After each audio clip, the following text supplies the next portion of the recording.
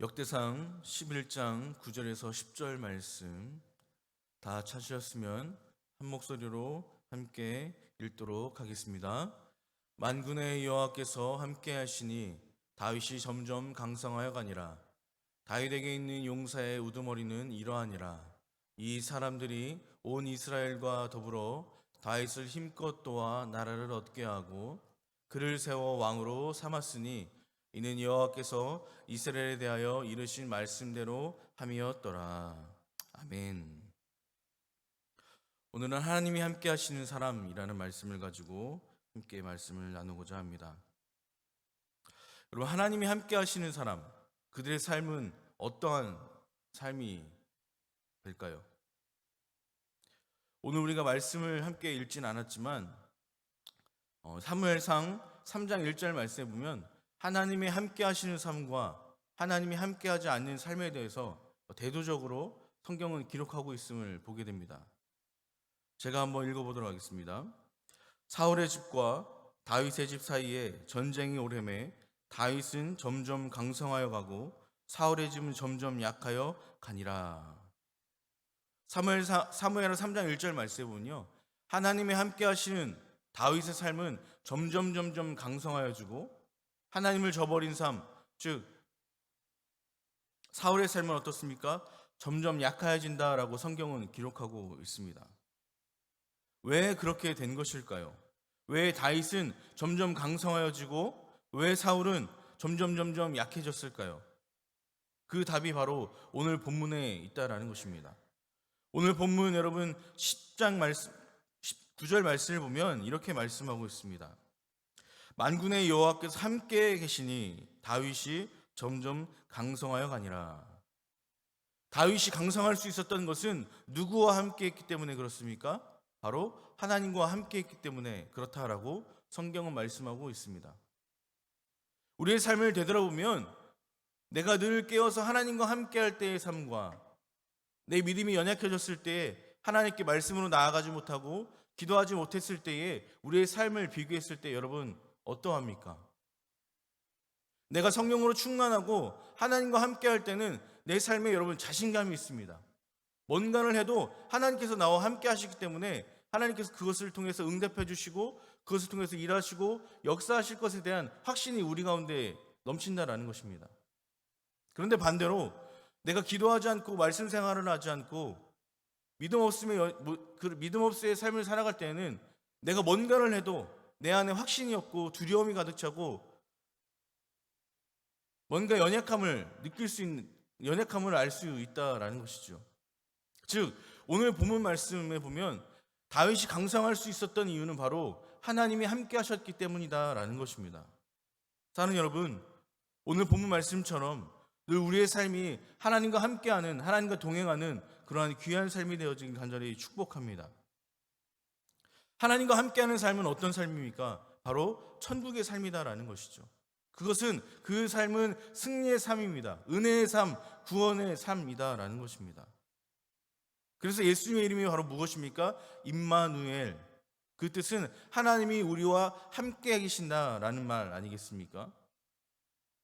그렇다면 우리의 삶이 어떻게 해야 하나님과 함께하는 삶을 살아갈 수 있을까요? 그것은 먼저 하나님의 마음에 드는 사람이 되어져야 됩니다. 어떻게 하면 우리는 하나님의 마음에 들 수 있을까요?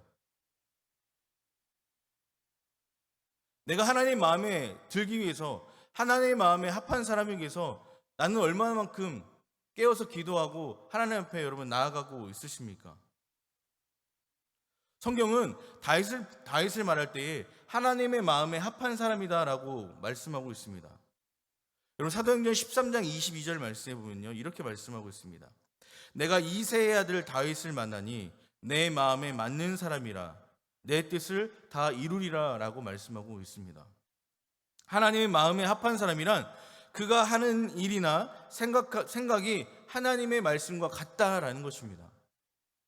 여러분 우리의 삶을 되돌아볼 때 우리들의 말, 우리의 행동 이것이 하나님의 말씀과 여러분 일치하는 삶을 살아가고 있으십니까?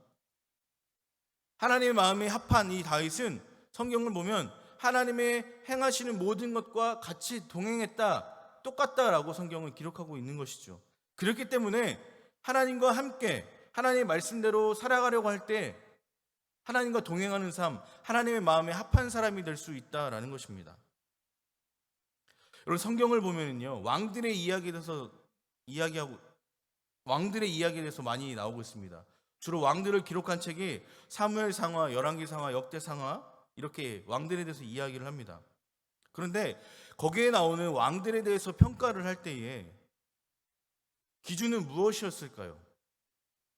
아, 목사님, 그 정도는 기본 아닙니까? 다들 이런 표정을 계신데. 예, 맞습니다. 그 왕들이 정치를 얼마나 잘했는지, 통치를 얼마나 잘했는지, 그들의 삶이 얼마나 부유했는지가 아니라 그들이 하나님의 말씀에 얼마나 순종했는지, 그들이 하나님을 경외했는지 안 했는지에 따라서 그 왕들의 삶이 기준이 되었다라는 것입니다. 즉, 하나님의 말씀을, 하나님을 경외한 왕들은 하나님께 인정받는 삶이었고, 그렇지 않은 왕들은 패배자의 삶이었다라는 것을 성경은 보여주고 있다라는 것이죠. 그것이 바로 하나님의 기준이었다라는 겁니다. 그 왕들을 판단하는 기준이었습니다. 사랑하는 여러분, 오늘날 우리의 왕은 누구입니까? 오늘날 우리의 왕은 바로 우리 자신이 우리의 왕입니다. 여러분, 그렇다면 오늘 우리 자신의 왕들을 어떻게 다스리고 계십니까? 우리의 왕의, 우리 삶의, 우리의 신앙의 기준은 과연 어떻게, 무엇이 기준이 되고 있습니까? 정말 다윗처럼, 역대의 왕들처럼 하나님을 여러분 경외하는 삶을 살아가고 있습니까? 하나님을 최고로 사랑하고 하나님을 최고로 두려워하는 그런 삶을 살아가고 계십니까?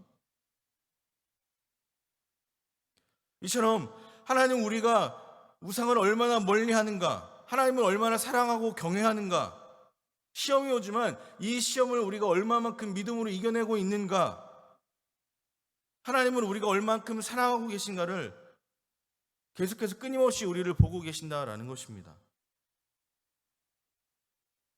다윗이 얼마나 여러분 하나님을 사랑했습니까? 어릴 때부터 들판에 나가서 양을 치면서 하나님을 찬양했습니다. 옷이 벗겨질 정도로 신나게 하나님을 예배하고 찬양했던 다윗의 모습을 우리는 기억할 수 있을 것입니다.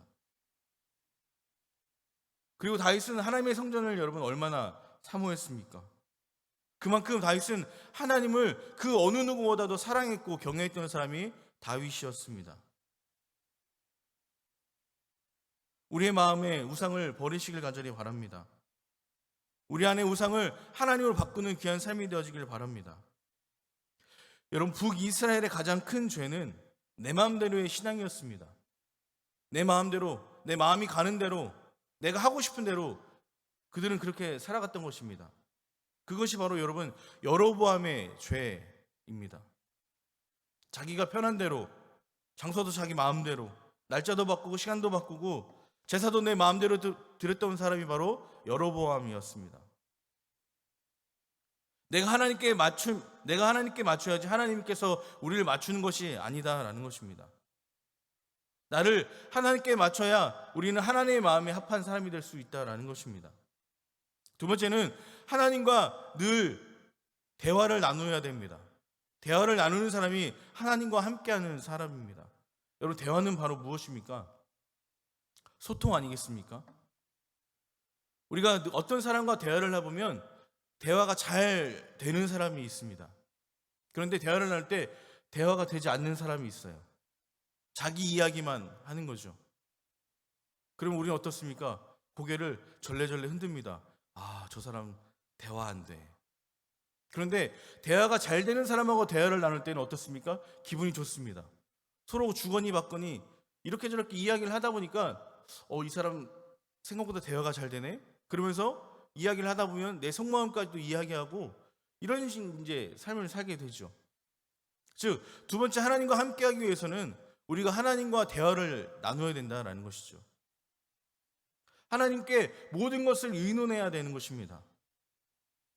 여러분, 다윗은 모든 것을 할 때마다 하나님께 물으면서 행했습니다.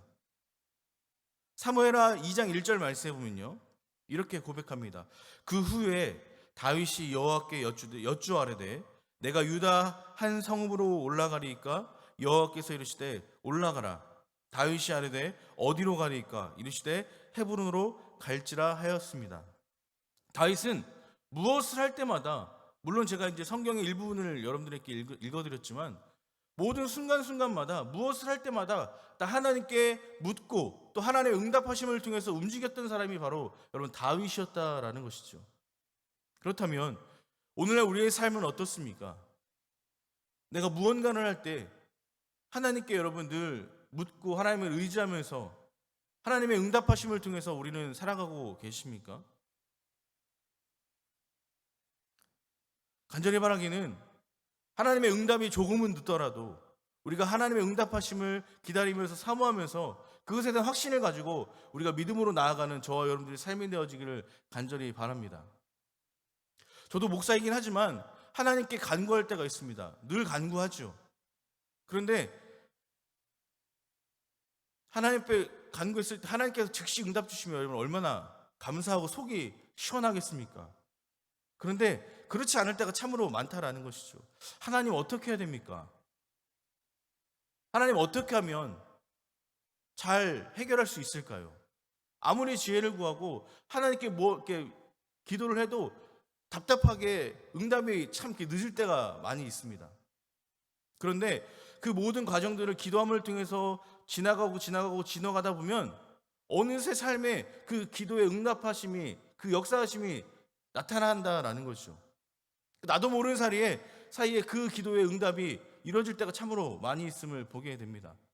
결국 지금의 나의 삶의 모습에 하나님의 즉시 응답해 주지 않는다고 해서 답답하지만 결국 돌아보면 그 모든 과정이 하나님의 기도의 응답이었다라는 것을 보게 된다라는 것이죠.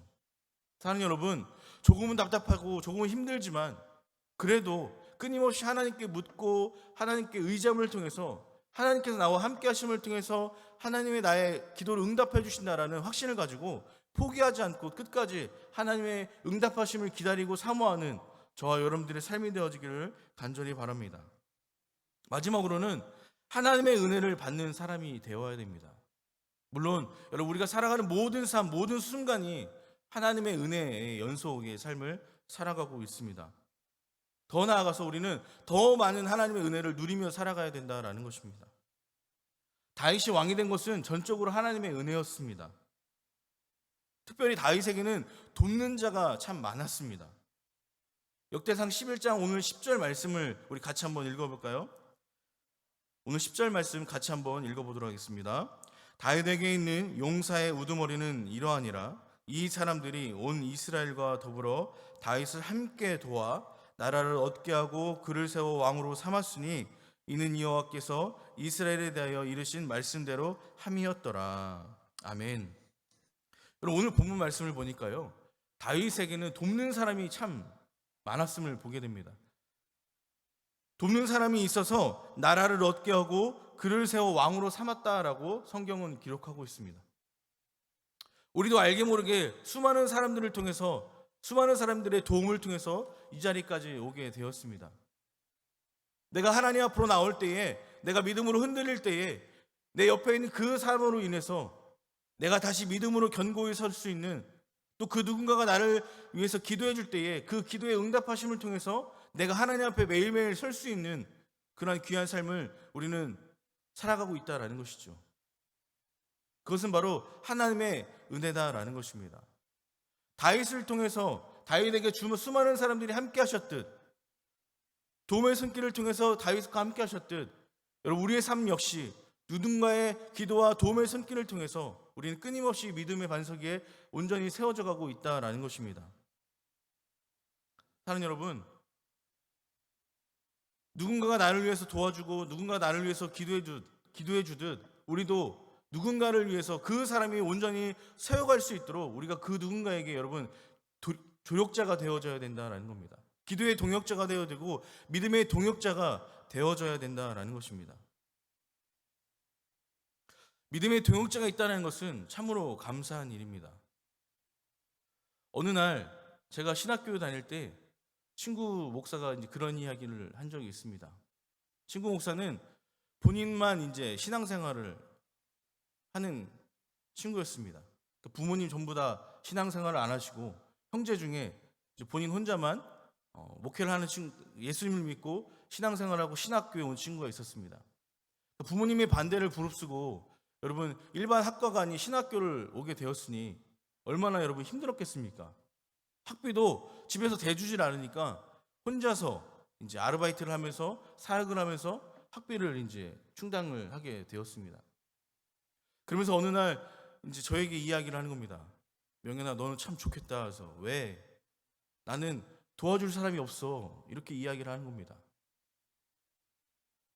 저는 어렸을 때부터 이제 교회에서 자라면서 저를 기억하시는 분들은 제가 신학교에 갈 때까지 또 지금까지도 저를 위해서 끊임없이 기도해 주는 것을 알고 있습니다.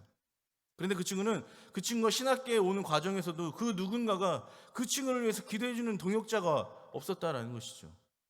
물질적으로 도와주는 사람도 없었고 영적으로 그를 후원해 주는 사람도 없었다라는 것이죠. 그러니까 그 친구가 저에게 그렇게 고백을 하는 겁니다. 명현아, 너는 참 좋겠다. 나는 동역자가 없어. 기도의 동역자가 없어. 나를 위해서 기도해 주는 사람이 없어. 그래서 늘 혼자 힘들고 외로워라고 이야기를 하더라는 것이죠. 이제는 우리가 누군가에게 기도의 동역자, 믿음의 동역자가 되어줄 수 있는 저와 여러분들 삶이 되어지길 간절히 바랍니다. 그것이 얼마나 우리의 삶에 얼마나 큰 은혜이고 감사인지 모른다라는 것이죠. 지금까지 내가 그 하나님의 은혜를 누리고 살았다면 이제는 누군가에게 흘려보낼 수 있는 저희들의 삶이 되어지길 간절히 바랍니다. 오늘 말씀을 정리하면서 요한복음 8장 29절 말씀에 이렇게 말씀하고 있습니다. 예수님께서 나를 보내신 이가 나와 함께 하시도다. 나는 항상 그가 기뻐하시는 일을 행함으로 나를 혼자 두지 아니하였느니라. 우리 주님은 아버지께서 가장 온전히 함께 하신 분이 바로 우리 예수님이셨습니다. 그것은 아버지의 마음을 온전히 기쁘게 해드렸기 때문에 그렇습니다. 항상 하나님 아버지의 뜻대로 하셨고 또 하나님 아버지와 의논하셨고 또 온갖 성령의 은사와 은혜를 풍성하게 하셨다라는 것입니다. 우리 모두 주님처럼 또 다윗처럼 하나님과 함께하는 귀한 삶을 통해서 다윗과 함께 하셨던 그 하나님이 다윗을 점점 강성하게 하였다라는 이 고백이 오늘 우리의 믿음의 고백이 되어지길 간절히 바랍니다. 오늘 특별히 기도하실 때 하나님 나와 함께 하셔서 나와 동행하여 주셔서 내 삶이 든든히 믿음으로 서가게 하시고 내 삶이 점점 강성해질 수 있는 그런 삶이 되게 하여 주시옵소서라고 기도할 수 있는 저와 여러분들의 삶이 되어지길 간절히 바랍니다. 그래서 오늘 하루도 하나님이 나와 함께 하심을 믿고 고백함을 통해서 승리하는 귀한 우리들의 삶이 되어지길 간절히 축복합니다. 기도하도록 하겠습니다.